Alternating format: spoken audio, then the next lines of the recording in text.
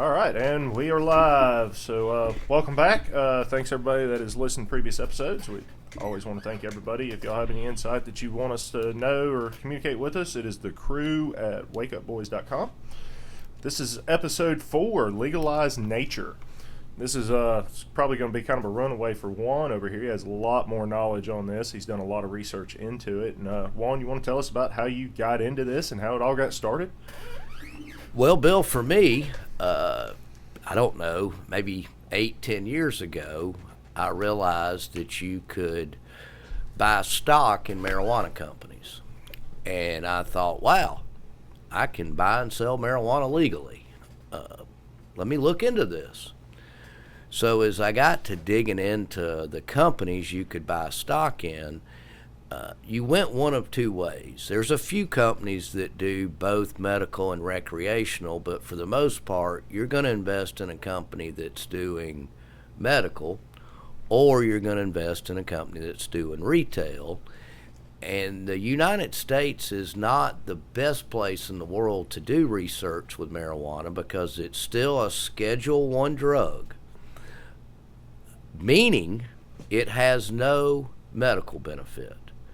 Now, we're going to blow that all to hell here in about 2 minutes. But let that sink in, folks. It is still a Schedule I drug. You are a heroin. You might as well have heroin in the car. Now, I think most of your law enforcement agencies, where it's not legal, they're not looking for the end user. They're looking for the distributor.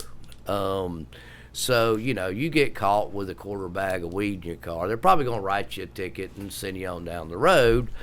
And, hey, that's better than locking you up, throwing you in jail for 3 years. But, we have criminalized nature. But as I went down the path of, do I want to invest in medical? Do I want to invest in retail? I just started consuming everything I could get my hands on. And paid more attention to the medical side. And, right now, Israel is probably where the best medical marijuana research is being done because they really don't have any restrictions on what they can research. But as I dug through and I read, I come across the name Rick Simpson. And for all practical purposes, Rick is the grandfather of cannabis oil. Now, if you go today to about any search bar, Brave, Google, and you Google cannabis oil, that is not what's going to come up. CBD is going to come up. And I don't have anything against CBD oil other than the fact that it's half the plant. I don't think we were intended to use half the plant. I think we were intended to use the whole plant. But as I got into finding out, hey, who's this Rick Simpson guy? He's a Canadian fella, and he had a college class back in the 70s, and he had heard, or they read an article. It was kind of just a one-day thing for him, but he had read where they'd use cannabis to treat cancer. A few years later, he developed himself melanoma skin cancer. He found his way of making this oil, and he would apply the oil to the skin cancer. And he ended up curing himself. Well, when something good occurs in your life, you want to tell other people about it. If you don't, something's wrong with you. And so Rick took on a crusade around his area in Canada that he was going to cure everybody that had cancer, basically. And although it was still illegal at the time, I think he lived in such a remote place that they didn't give him a hard time about all the plants he was growing. And Rick was growing his own plants, producing his own oil, and handing it out for free. He got people's medical records. He got x-rays. I mean, he had their medical history. And as Rick will tell you, most people that decide to use cannabis to treat cancer, unfortunately, come to him after everything else had failed, that being chemo, radiation, those sort of things. If he could get them before they got ravaged by those things, his success rate was off the chart. And even with the ravaged, it was off the chart. And even if they were too far gone for the cannabis to cure them, it gave them a better quality of life. It stopped the throwing up from the chemo and radiation. It gave them an appetite back. It healed their tummy issues they had going on with all this. And Rick took this to every doctor, every medical board in Canada they could find, and they looked at him like he had two heads. Rick was ahead of his time, really. I think, you look back at what Rick was doing 20 years ago, and it's kind of common now. Wasn't so common back then. And as I read, I just really focused in on this guy, and I said, okay, he's got a book out there. Let me buy Rick's book and read it. Now, hey, Rick does a lot of chest thumping in the book, but there's also, a lot of good cases, not made up stuff, real people that took this stuff and they were cured. And if you understand how cannabis oil fights cancer, it puts a rear naked chokehold on it, basically. It suffocates it. It surrounds it. It doesn't get it doesn't get the things it needs to grow. In doing that, it hurts none of the cells around it. So unlike radiation and chemo, it's not going to kill the good with the bad. It's just going to kill the bad. It's Rick Simpson's book right here. Rick Simpson Oil's Nature's Answer to Cancer. It's the name of Rick Simpson's book. Bill, I'm going to elaborate on a couple of personal experiences. I sold building materials for 32 years. In that time, I had many customers that became dear friends. If you're doing business with somebody 20, 30 years, it's probably because you like them. There's a fair chance. And I had a customer that called me some years back, and he said, "Hey, Juan, do you know anything about cannabis oil?" Now, this guy taught Sunday school, helped the divorce recover, and had a class for divorce people going through divorce at his home. He was 71 years old, never seen a bud of marijuana in his life.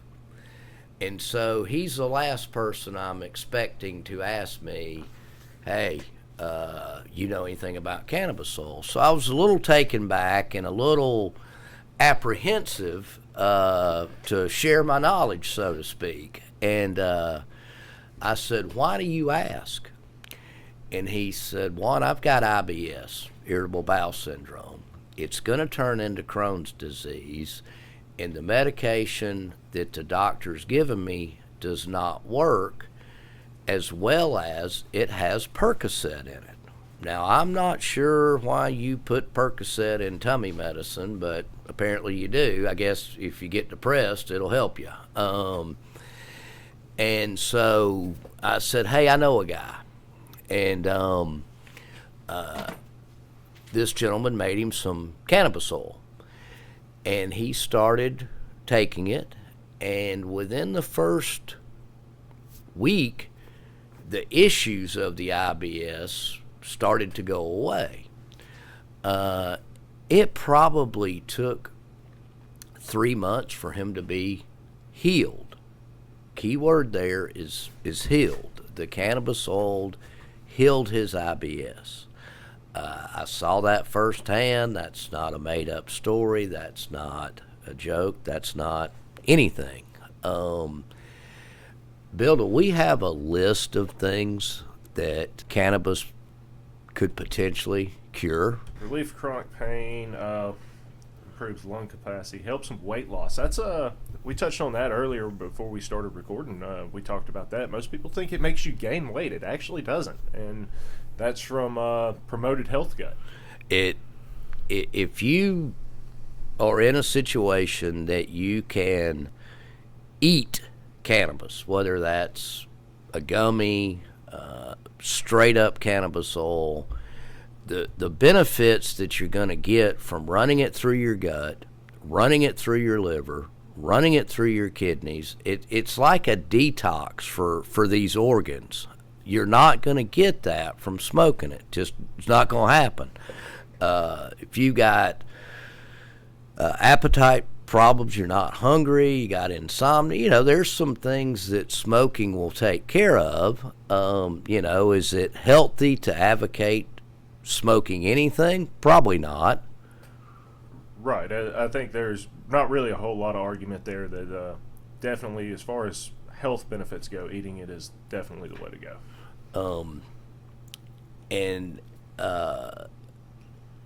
Bill, I got to keep the innocent here, Bill. Okay. I am buddies with several preachers in my area. A couple of them would be considered prominent preachers in the area, and I've had these conversations with them. And one of them, I said, where do you stand on marijuana? He said, I can tell you right now, if either of my daughters had cancer, that's how I would treat them. Now, I was stunned that, I'm thinking to myself, how's the preacher, excuse me, know this? How does it's just kind of shocking that the preacher would come in. And, I get it when you're talking to somebody and so not the person you would expect to be telling you that. I asked him, I said, how do you know this? And he said, well, one, I'm on the board for the Southern Baptist Convention. And when there was a lot of talk about it being legal, yeah, we'll dub it.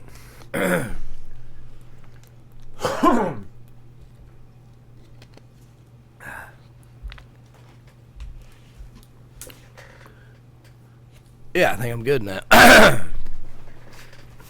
All right. Where do I need to go back to? Talking about the preacher that said he would give it to his daughters if they had cancer. So I'm talking to one of our more prominent preachers in the area, and I said, preacher, where you stand on this cannabis thing? And he said, well, if either of my girls had cancer, that's how they'd be treated. And I'm thinking, how does he know this?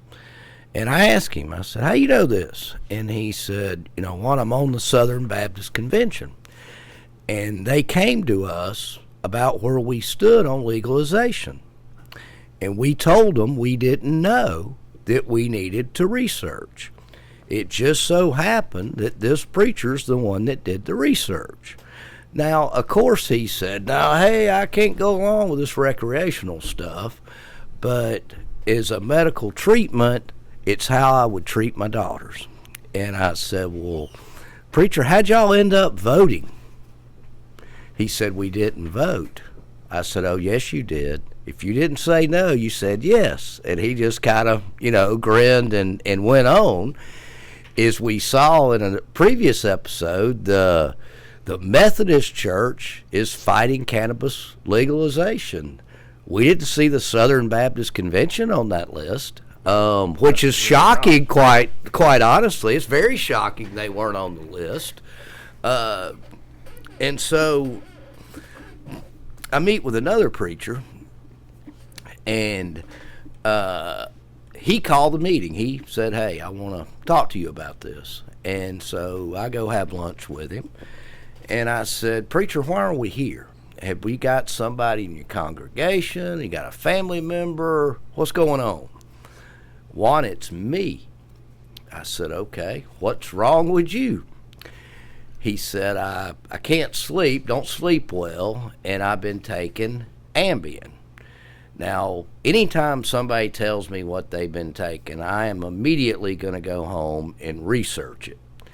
Now, one thing about Ambien, it's only meant for you to take for a week or two. He had been taking about 4 or 5 years. Oh, wow. And it was starting to have the reverse effect on him. It was keeping him up more and more. And, preacher, I know something that might help with that.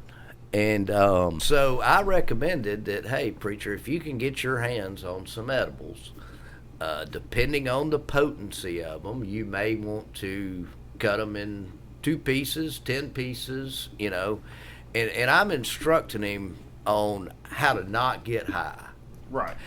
And so he calls me a few days later and says, hey, I got this. And I kind of went back over the dosage with him.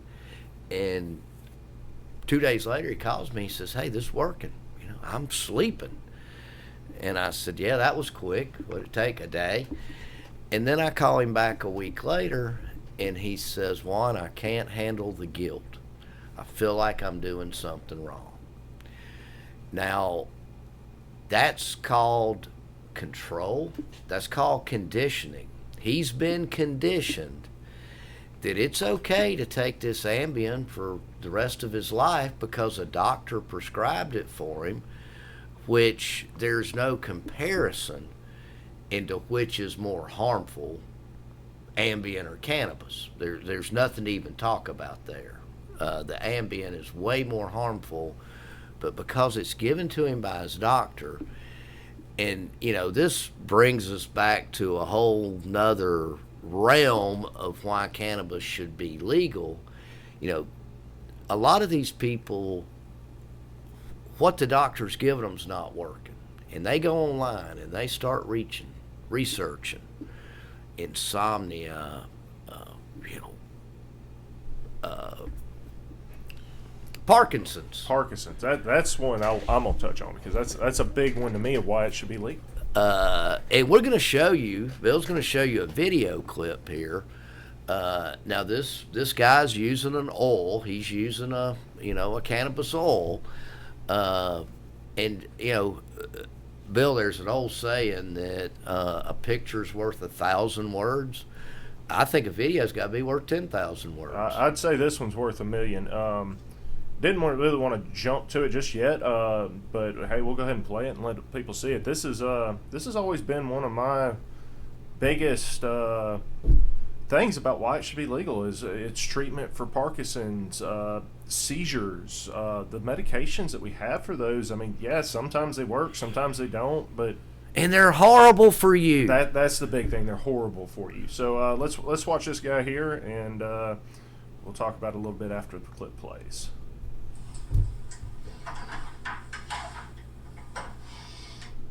Hi Larry, how are you? Come in, come in.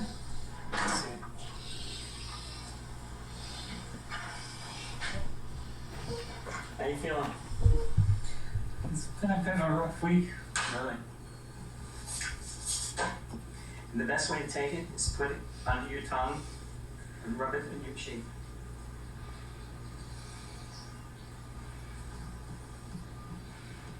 Don't do too much, you're going to be asleep all afternoon.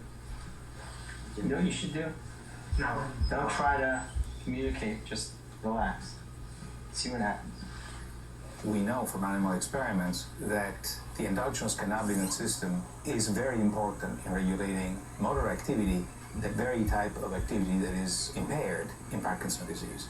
From animal experiments, we also know that boosting certain branches of the endocannabinoid system is helpful in relieving symptoms of Parkinson's. Finally, from anecdotal information, we know that certain patients who smoke marijuana experience relief of their symptoms. I think you're calmed down. So quickly. Isn't that amazing? He used just a single drop, and his hands afterwards were rock steady, and the dyskinesia left. Who was guy? It works most of the time. And I'll just stop it there because that gets the main point of this across. But what was that? 5 minutes? This man went from not being able to talk, not being able to walk, to looking like a normal person. Bill, I'm pretty sure he's about to say, "Let's go get some lunch." Yeah, oh yeah, that's. Let's see. That is. Did you guys get lunch? There's that side effect. I mean, how can you argue with that? This man literally had no quality of life. You took a plant, you made an oil out of it, you gave it to him, and in 5 minutes, he has his life back. Amazing. And his side effect? He's hungry. He wants to go to lunch. Now, we could pull it up here if you want to, Bill, but let's see what drugs they use to treat Parkinson's with. I'll look at that while you're talking, yeah. And what those drugs do or do not do. You can't improve on God's medicine. It's just impossible. Man's been trying to do it for a long, long time. There's a little sawed-off fella up there in Washington. He thinks he's the all science there is, and he can't improve on God's creations either. No. Do you want to touch back on the Rick Simpson oil and what all it is good for? Well, Bill, it's here's how I say it. Cannabis is body medication. Not everything going on in your body is it going to cure, but about 90% of it will cure. And as I like to say, sometimes here's where I get a disconnect with people, Bill, is all these wonderful things that cannabis can do for the body, psychedelics, Bill, can do for the mind. I look at mushrooms as being mind medicine and cannabis as being body medicine as well as mind medicine. Cannabis will help you with depression. But even that same group of folks that'll say, yeah, that cannabis is the good medicine, when you take them on out a little deeper in the water, oh no, that stuff ain't, them mushrooms aren't good. Well, how come they can't be? How come cannabis can be and they can't be? I just haven't ever done the research into it. I've looked at it a little bit. I don't disagree with it. I go back to cannabis as a plant, and so are the psychedelics. It's natural. It's here for a reason. If you look geographically at the whole world, in some form or fashion, these plants are available. Do you think that is a mistake? God put them there. They're strategically located.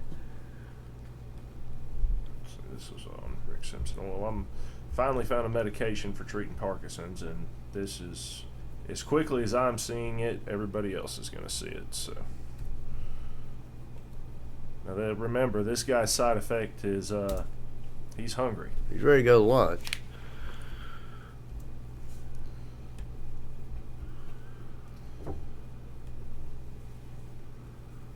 Side effects.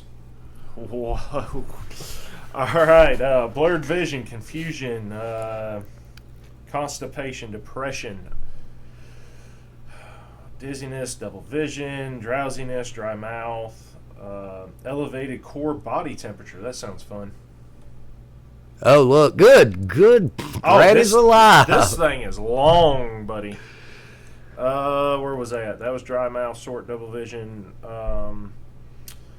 fast heart rate, headache, increased sensitivity to light, loss of appetite. Oh, that's direct opposite of nature's way of doing this.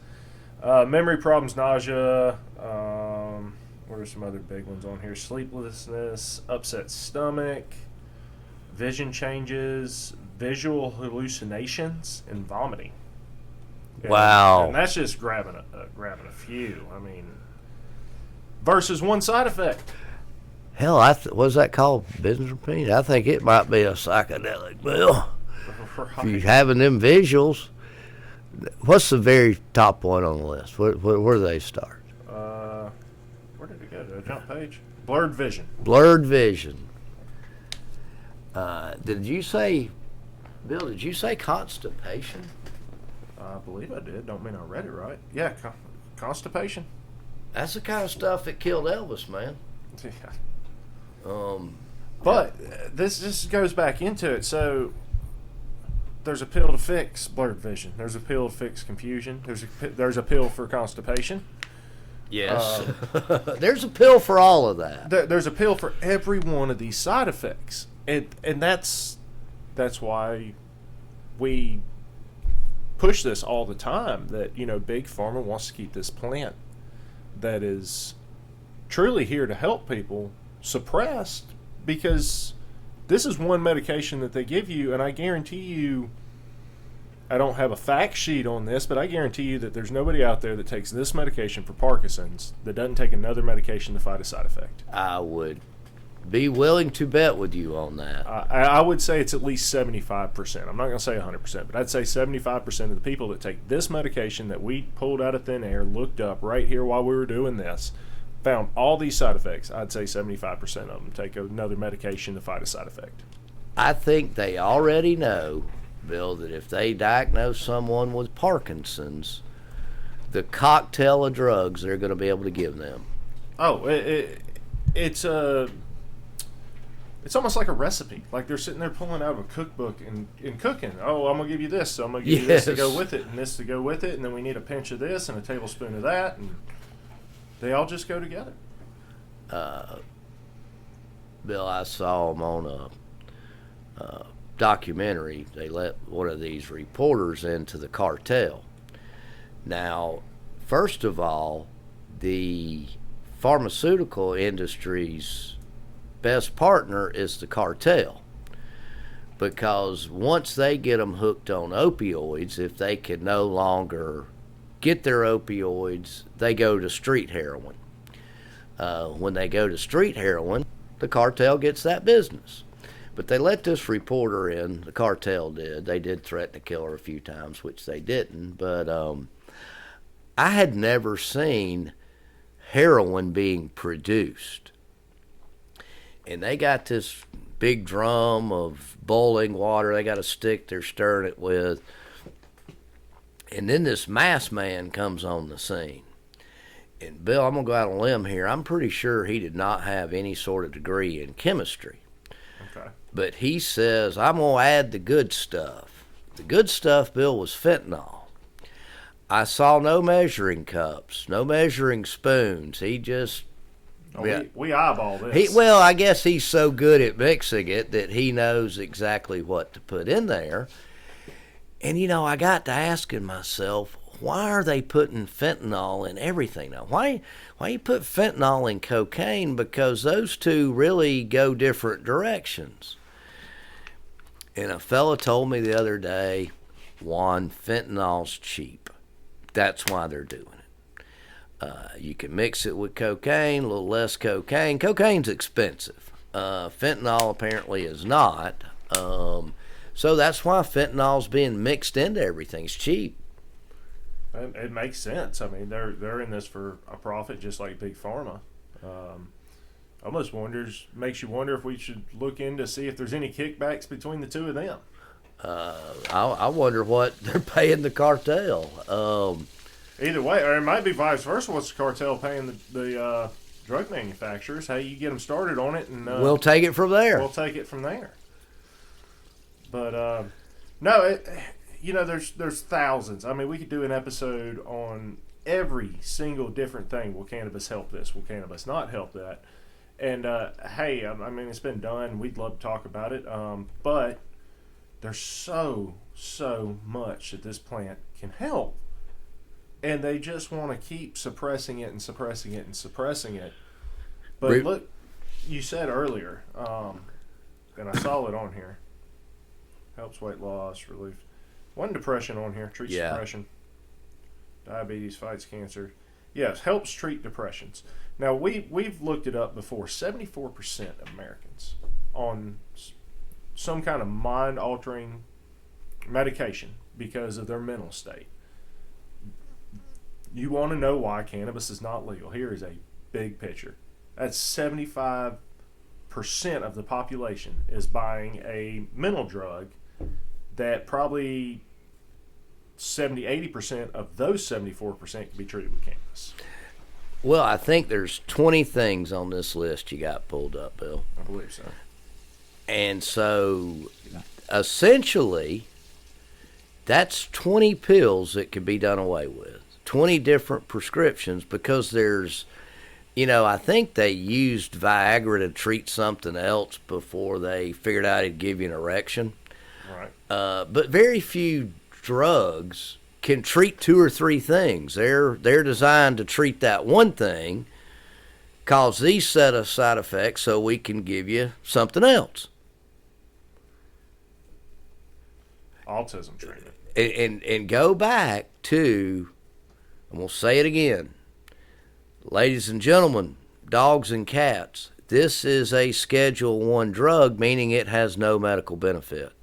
When anybody that is watching this show just saw that it does.